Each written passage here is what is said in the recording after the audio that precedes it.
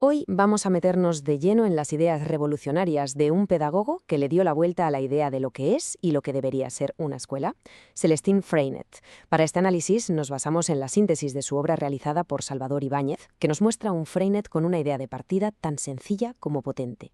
Con esta metáfora tan directa, Freinet iba al corazón del problema de la educación tradicional. El aprendizaje no se puede forzar, no se puede imponer.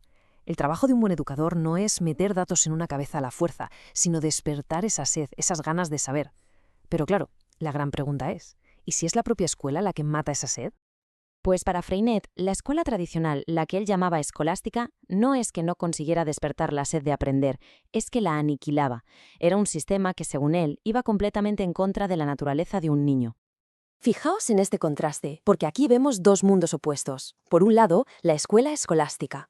Todo viene impuesto desde fuera. El conocimiento es algo ajeno que se te obliga a tragar. Freinet lo llamaba trabajo de soldado, una tarea que se hace por pura obligación, sin encontrar el sentido. Y todo basado en teoría abstracta y en obedecer sin más. Y por otro lado, tenemos el aprendizaje natural, que nace de dentro, de un deseo.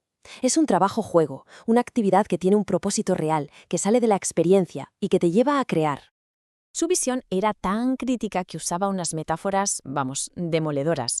La escuela era una cárcel para la curiosidad, un cuartel donde solo importa la disciplina ciega, una cría industrial que fabrica personas en serie, un invernadero que crea plantas débiles incapaces de vivir en el mundo real. Y por último, un templo donde se adora un saber abstracto totalmente desconectado de la vida. Vale, si la escuela tradicional va en contra de la vida, la solución de Freinet era, en el fondo, muy simple. La educación tiene que parecerse a la vida. El aprendizaje tiene que ser algo orgánico, natural, no un proceso artificial metido con calzador. El motor de toda su pedagogía es el tanteo experimental. Suena un poco técnico, pero es lo más natural del mundo. Es, ni más ni menos, el método de prueba y error que usamos todos los seres vivos para aprender lo más importante. Pensemos, nadie aprende a caminar estudiando un manual de física, ni a hablar memorizando la sintaxis. Se aprende probando, equivocándose, ajustando sobre la marcha y, al final, consiguiéndolo. Esta frase lo resume absolutamente todo. No te puedes preparar para el mundo real encerrado en una burbuja estéril. La educación debe ser una inversión directa en la experiencia, no una forma de escapar de ella. El ejemplo de aprender a montar en bici es perfecto para entenderlo. Primero, hay un intento, un impulso por hacerlo.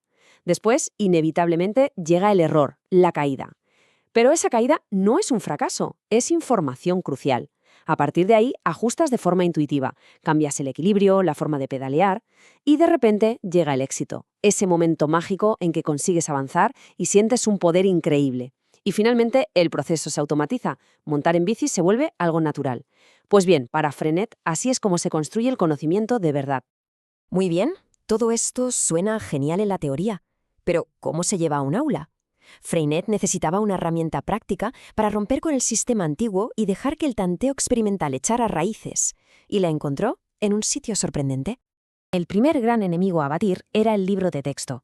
Freinet lo consideraba un auténtico tirano que imponía un saber ajeno, frío, totalmente desconectado de la vida y los intereses de los niños y las niñas.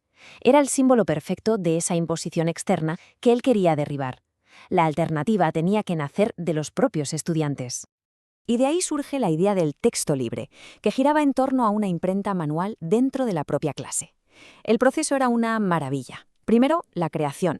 Un alumno o alumna escribía un texto sobre algo que le importaba de verdad. Luego, la selección. La clase entera lo leía, lo debatía, lo mejoraba entre todos. Después, la composición, el trabajo artesanal de montar el texto letra a letra en la imprenta. El texto se publicaba y pasaba a formar parte del libro de la vida de la clase.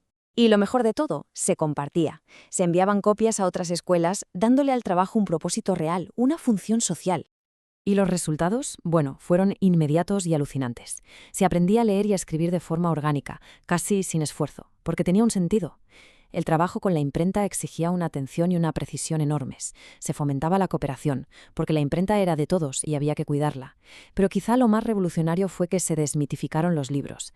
Dejaron de ser objetos sagrados e intocables para convertirse en algo que se podía crear, analizar y mejorar. El lenguaje, por fin, recuperaba su función esencial: comunicar algo a alguien. Con esta nueva herramienta y este nuevo flujo de trabajo, el aula se transformó radicalmente. Dejó de parecerse a un cuartel militar y empezó a funcionar como lo que debía ser, un taller, un lugar para producir, no para obedecer. Y claro, esto ponía patas arriba el rol del profesor. Se pasaba del maestro autócrata que mandaba desde su tarima, esa plataforma que simbolizaba su poder, al maestro colaborador, que trabajaba codo con el alumnado. Ya no era alguien que imponía el saber, sino que se convertía en un asistente técnico, un guía que ayudaba a organizar ese ambiente de trabajo cooperativo. La consigna de Freinet era una llamada a la acción, casi un grito de guerra pedagógico. Quitad la tarima y arremangaos. O sea, baja de tu pedestal, deja de pontificar y ponte a trabajar de verdad con los niños y las niñas. Pero que nadie piense que todo esto era solo una cuestión de cambiar la forma de enseñar a leer y escribir. Para Freinet, la pedagogía tenía un objetivo mucho más grande. Era una herramienta para construir una sociedad diferente, más justa y más libre. Freinet luchaba contra un problema muy real de su tiempo. Mirad estos datos de Bélgica. La clase obrera y campesina era casi la mitad de la población, pero de ahí solo salía un 5% de los universitarios. La escuela tradicional, con su saber abstracto y elitista, reforzaba esta predestinación social. La pedagogía de Freinet, en cambio, al valorar la experiencia vital de cada niño sin importar su origen, buscaba dinamitar esa barrera. Porque el objetivo final no era la erudición, sino la emancipación. Como bien se recoge en la síntesis de Salvador Ibáñez, no se trataba de entrenar a estudiantes sumisos que repitieran lo que se les decía, sino de formar a ciudadanos y ciudadanas activos, con iniciativa propia, y que valoraran y defendieran su libertad. Personas capaces de pensar por sí mismas. Y todo esto nos lleva a una pregunta final, que es muy relevante hoy. Casi un siglo después de que Freinet metiera una imprenta en su clase, en plena era digital, con herramientas infinitamente más potentes, ¿qué son nuestras escuelas? ¿Son talleres de creación donde se anima a la gente a expresarse y a tener iniciativa? ¿O siguen siendo cuarteles donde lo que se premia es el cumplimiento y la obediencia pasiva? La pregunta de Freinet sigue desde luego muy vigente.